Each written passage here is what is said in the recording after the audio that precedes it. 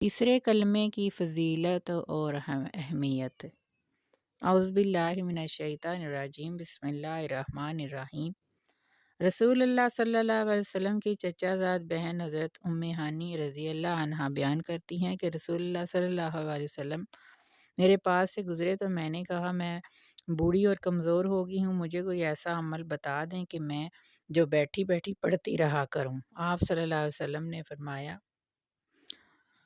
100 دفعہ سبحان اللہ کہا کر، یہ تیرے لیے حضرت اسماعیل علیہ السلام کی اولاد سے 100 غلام کے برابر ہے جنہیں تو آزاد کرے، اور 100 دفعہ الحمدللہ کیا یہ تیرے لیے 100 لگام پہنے زین شدہ گھوڑوں کے برابر ہے جن کا تو اللہ کے راستے میں صدقہ کرے۔ 100 دفعہ اللہ اکبر کہا کر، یہ تیرے لیے ہار پہنائے گئے 100 اونٹوں کے برابر ہے۔ 100 دفعہ لا الہ الا اللہ کہا کر، یہ زمین و آسمان کے ہلاک کو اجر و ثواب سے بھر دے گا، اور اس دن اس عمل کے مقابلے میں کوئی عمل نہیں ہوگا جو آسمان کی طرف بلند ہو سوائے اس آدمی کے عمل کے جو تیری طرح کا عمل کرے۔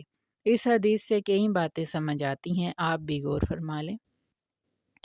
نمبر 1، بڑھاپے میں کمزوری کے پیش نظر اگر نفل عبادت میں کمی ہو جائے تو اس کمی کو پورا کرنے کی فکر کرنی چاہیے، جیسا کہ ام ہانی رضی اللہ عنہا نے رسول اللہ صلی اللہ علیہ وسلم کو بتایا کہ بڑھاپے کی وجہ سے کمزور ہو گئی ہوں، کوئی اعلیٰ سی چیز بیان کر دیں جو میں بیٹھی بیٹھی پڑھتی رہوں اور مجھے دونوں جہانوں کی سعادتیں نصیب ہو جائیں۔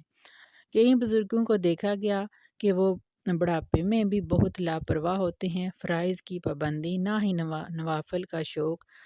یاد رہے، ایسی غفلت دنیا آخرت میں شرمندگی کا باعث ہے۔ نمبر 2، رسول اللہ صلی اللہ علیہ وسلم نے ام ہانی رضی اللہ عنہا کے جواب میں سبحان اللہ والحمد للہ ولا الہ الا اللہ واللہ اکبر پڑھنے کا حکم دیا، حالانکہ رسول اللہ صلی اللہ علیہ وسلم کی نگاہوں میں درجنوں اذکار تھے۔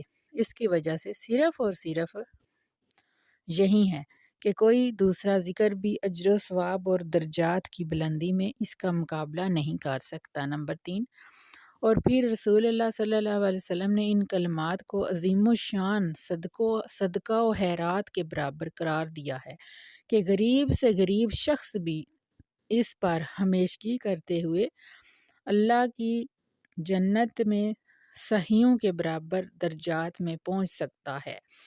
اگر اب بھی کوئی شخص اس عظیم و شان محبوب ذکر کو اپنا ورد نہ بنائے تو اس سے بڑھ کر غفلت کیا ہو سکتی ہے۔